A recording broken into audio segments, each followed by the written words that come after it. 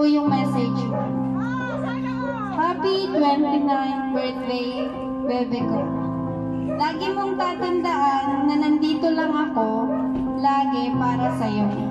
Sana napasaya kita ngayong special day mo. Mahal na mahal kita, my loves. Ayan, ma'am. Siguro ngayon may idea na po kayo kung kanino galing. Ayan. Meron ng idea si ma'am. Ma'am, meron po ba kayong gustong sabihin sa sender po natin ng surprise? Speechless, charot. Ba't kahit hindi mo sinabi sa akin? Ganito pala yung feeling kasi first time ko ever na magkaroon na ganitong surprise. So ayun, thank you very much sa effort mo. Sobra ramdam ko yun today. At saka since day one naman, love na love din kita. Thank you.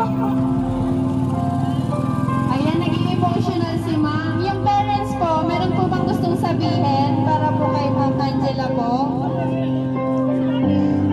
Since birthday naman ni ma'am, yung mga kapatid po niya, pwede pong mag-message.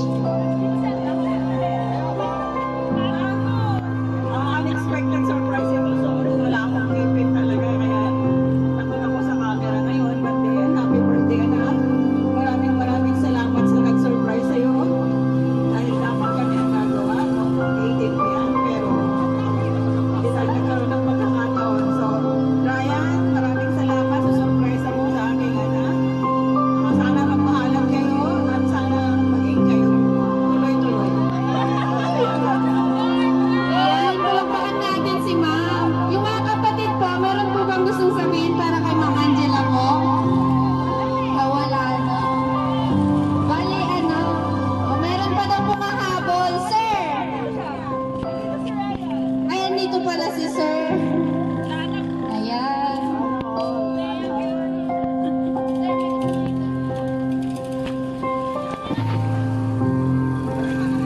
Para sa prinsesita na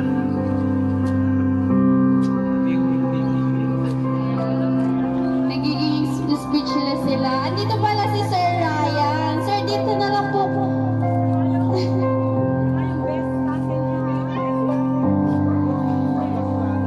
Ayan, sir. May po ba sa message mo?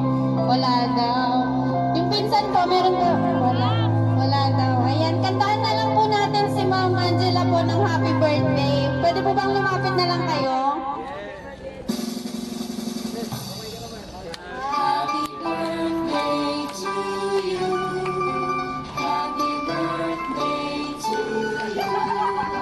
Happy birthday, happy birthday. Happy birthday to you. Yung mabilis naman po, sabay-sabay tayo. Happy birthday to you. Happy birthday to you. Happy birthday. And wish mo na po before blow the candle.